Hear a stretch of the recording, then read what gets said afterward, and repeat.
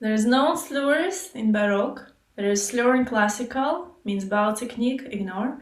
There is slur in romantic, means I want you to do phrasing, but I will not tell you how exactly, ignore. But play it legato. And there is a slur in impressionism, meaning please do phrasing, but be free to play détaché if you want. That's how it changed. So in Baroque music, by default, we use détaché. Generally, for both slow and fast music, if notes are in conjunct motion, we use détaché, playing in a smoother manner. If they are in disjunct motion, jumping through thirds and fourths and fifths, boom, boom, boom, then we use staccato or non-legato. Now we're going to different tempos. In slow tempo, it's détaché. If we might use two notes slower if there is some two notes that are in conjunct motion connected. In fast tempo, it looks we can go by the note value. The shorter ones, we go détaché. The medium one, we go with staccato. The longer one, we go tenuto or accent. And the way we choose tenuto or accent, I think just by intuition. Mm-hmm.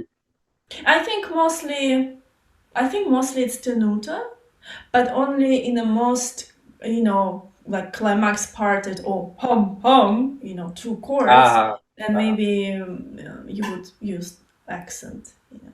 If we follow the same formula, right, the same protocol, tenuto, détaché staccato, tenuto, détaché staccato, tenuto, détaché, tenuto, staccato, staccato, tenuto,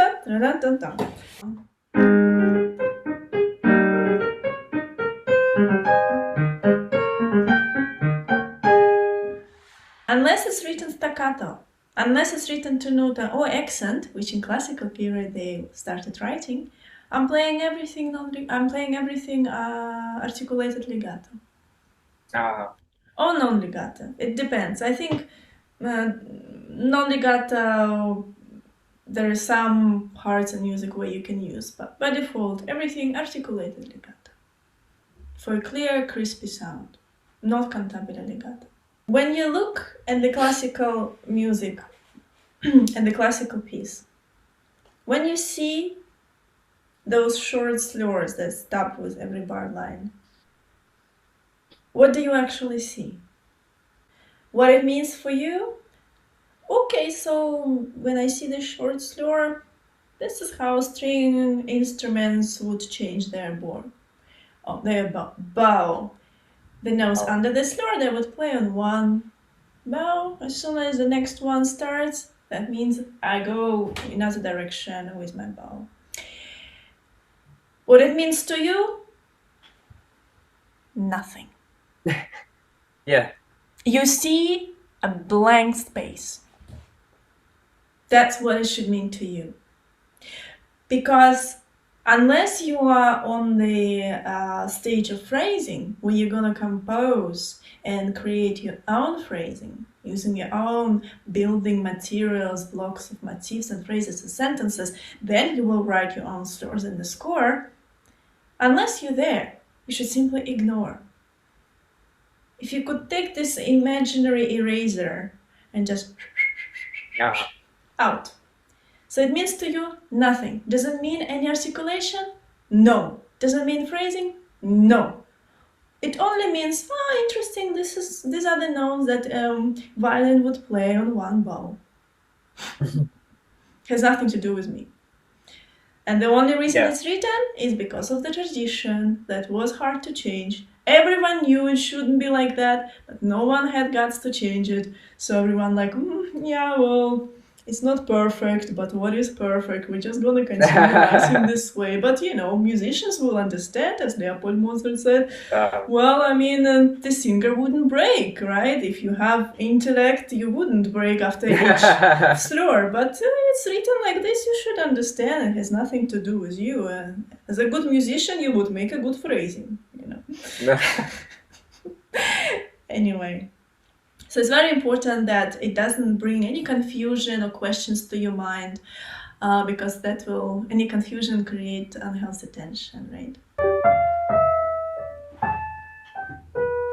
Here he took the slur and actually stretched it over the bar line. And sometimes he would do that in slow parts. I guess he wanted to really tell that it has to be singing and very, very nice and legato. That I would interpret as, okay, maybe this part you really want to sing with cantabile legato, as singing as possible.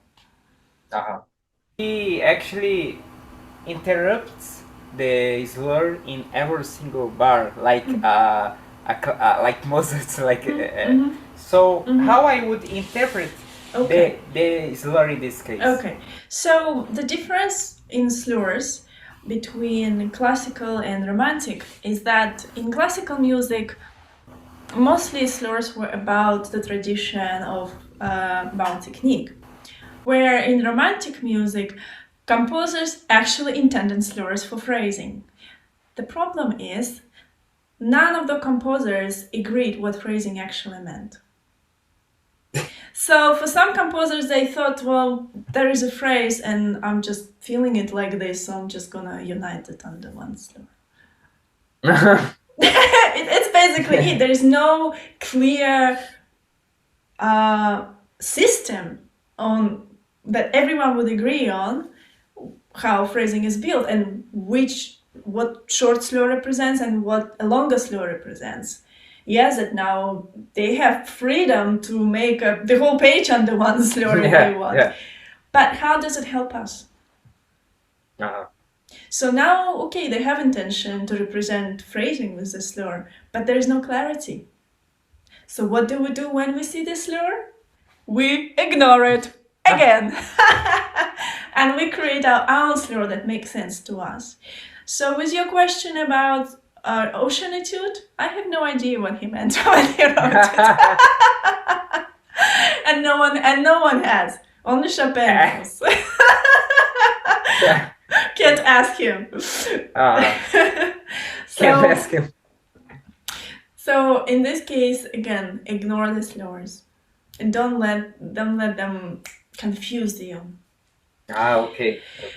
Because what happens is that even if you try to understand the slur, you should understand, again, we will talk about this in book 3 about phrasing, that phrasing is the art of breathing and rhyme. Phrasing has to have a rhyme, a rhythm, to create the poem, to create the poetry. And when you have the movement, then you have the right breathing, and then phrasing goes. If you listen to my playing, there's a perfect phrasing. How do you know? Because you feel it's natural and the music goes and the music flows. Yeah. But underneath, there is a mathematical structure, 2 + 2, 4, 4 + 4, 8. Believe it or not, it's extremely simplified. Combining with music, it creates the most natural flow.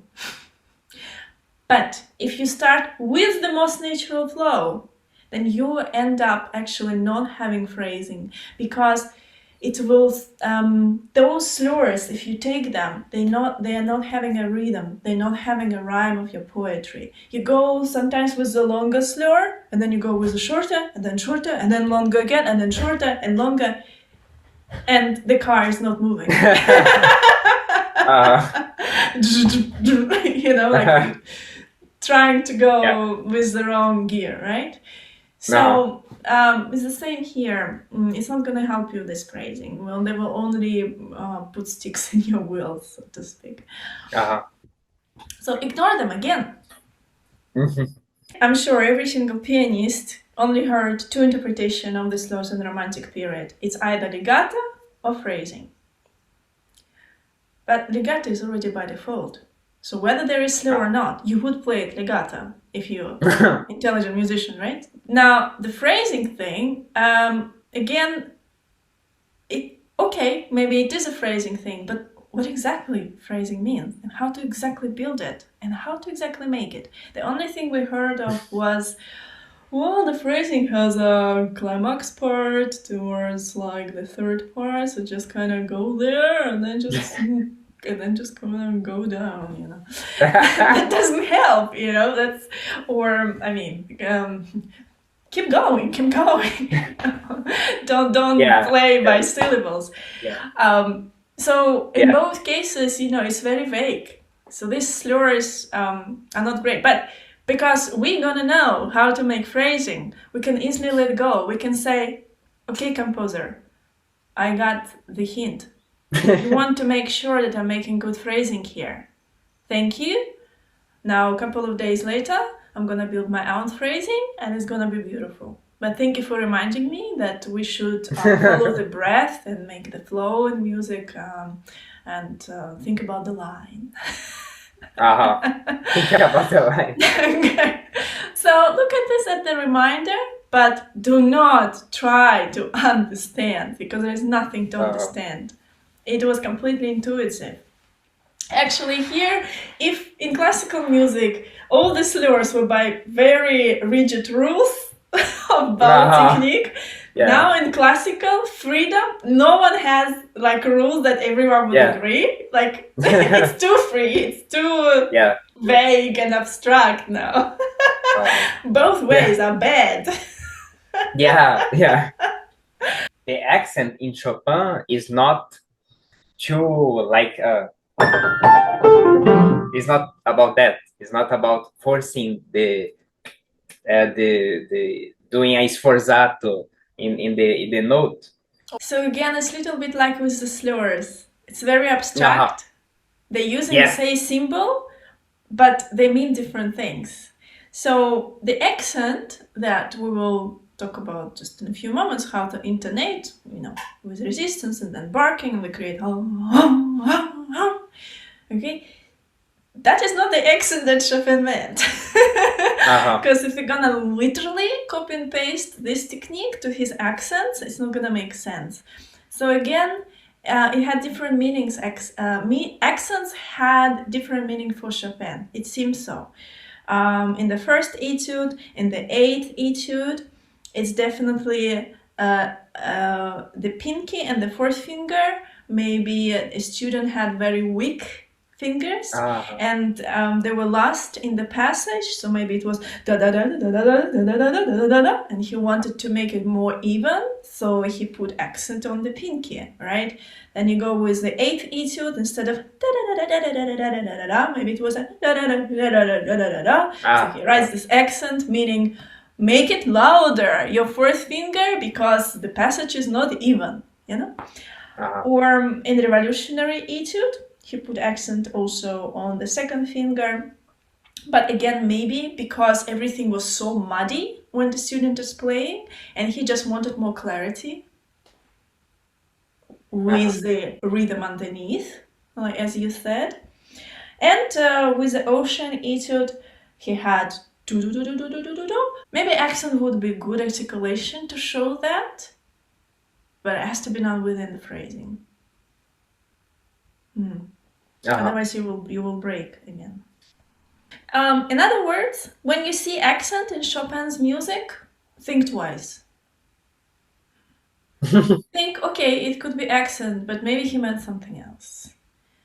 And usually with me, when I play, unless again it's very clear that, let's say we're playing brilliant concerto and there are some chords, pum pum pum pum, you know, in both hands, then definitely I would go with accent, maybe some notes that he wants to bring up here and there. Yes, but if it's in the line, the accents, I would not make them. Understood.